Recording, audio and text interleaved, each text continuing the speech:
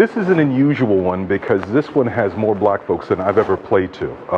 And that's significant in large part because this is a home state where this campaign happened. It also has a number of veterans who were actually on the front lines of the movement who are in that room.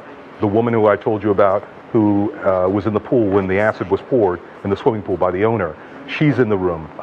They're relatives of Dr. Haling, as you well know.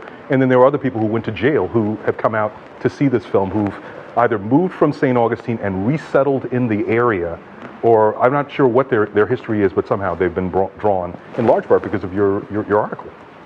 And what is the importance to you of being able to screen this movie that's largely about, well, entirely about St. Augustine, Florida, in Florida, at Florida venues? Well, more than anything, I think that I want people to know what seems like sometimes the act of one, the courage of one, can make a monumental difference, can have monumental influence. I think that most of the people who were on the front lines in St. Augustine had no idea that they would help leverage the passage of the landmark Civil Rights Act of '64, basically outlawing Jim Crow segregation from coast to coast. I think very few of them even know that to this day. And so from that standpoint, it's important that we mark history. Otherwise, we're destined, as I've said earlier, we're destined to repeat it. And I don't want them to do that. Civil rights, but how would you characterize it as opposed to Montgomery or Selma or these kind of historical sites of civil rights? Well, first of all, it was one of the most violent. Yeah. Okay?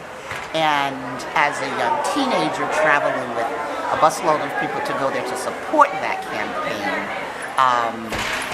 there were people there from all over the country and all other persuasions. And I'm sure that there were, people from other places in Birmingham and even in Albany, but I think in terms of my own sensibility of the diversity of the people in from all over the country, I think that was another very special aspect of that St. Augustine campaign. And also its significance in terms of the passage of the Civil Rights Act of 1964. What do you see as the movie's relevance to this day? I mean, we're screening it on the same day that you have this huge national, Women's March. Obviously, that's a different civil rights battle. But what do you see as its relevancy today? Well, let me just say this to you. Civil rights was the bedrock movement, if you will, that inspired, Americans with Disability Act, inspired women's rights, inspired just a number of things. And so, it's important because that's just more than anything a sort of an extension of the work that was done in places like St. Augustine, certainly in places like Selma and Birmingham. And so, more than anything, I would want them to know, to act on, basically do the right thing. You do the right thing. That needs to be your, irrespective of your skin color. You do the right thing and change will happen.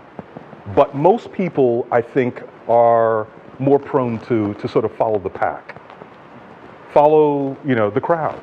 And it's about mustering courage and really paying attention to your moral compass.